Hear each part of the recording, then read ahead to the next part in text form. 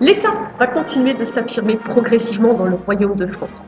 Les successeurs de François Ier, les Valois, vont continuer d'agrandir le domaine royal et d'asseoir le pouvoir. Mais ils vont être confrontés à la naissance du protestantisme et à de furieuses guerres de religion qui vont opposer les catholiques et les protestants au sein du royaume de France. Vous allez voir ici un extrait du mariage de la reine Marguerite de Valois et du futur Henri IV, appelé alors Henri de Navarre. À la suite de ce mariage, un massacre, dit massacre de la Saint-Barthélemy, se déroulera au sein de Paris la nuit du 24 août 1572. Henri de Bourbon, roi de Navarre, acceptes-tu de prendre pour épouse Marguerite de Valois? J'accepte. Marguerite de Valois, acceptes-tu pour époux Henri de Bourbon, roi de Navarre?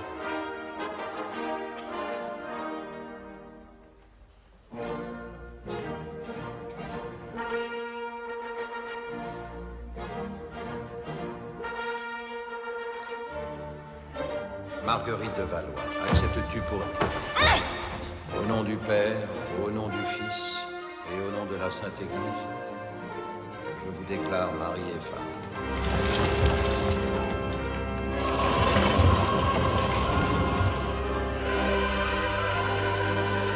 Ainsi commence l'histoire de la reine Margot. 5 jours plus tard, ce sera la Saint-Barthélemy.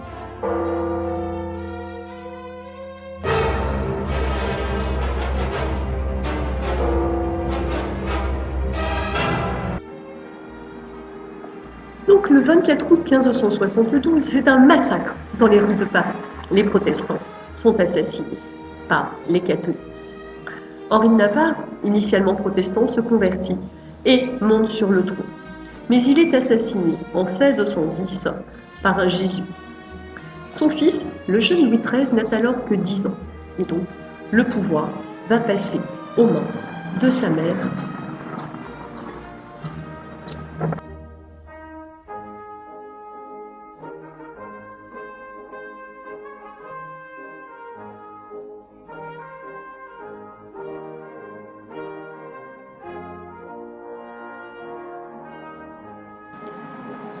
Les rois de France qui vont succéder à Henri IV sont trop jeunes pour monter sur le trône.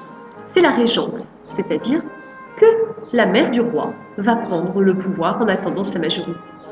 À la mort d'Henri IV, Louis XIII n'a que 10 ans. C'est donc sa mère, Marie de Médicis, qui va prendre les directions de l'État. Une période toujours difficile pour la politique. Elle sera aidée en ça par le cardinal de Richelieu, qui va faire du royaume de France un grand État. Il interviendra dans la guerre de 30 ans, matera les révoltes paysannes et va imposer une surveillance de la haute noblesse et de la population avec la création des intendants, des personnes toutes dévouées au roi qui surveillent les provinces où ils en ont la charge. Le jeune Louis XIV, lui, monte sur le trône à l'âge de 4 ans. Son père, le roi Louis XIII, décède. Lui aussi beaucoup trop jeune pour régner, c'est sa mère, Anne d'Autriche, qui va prendre le pouvoir.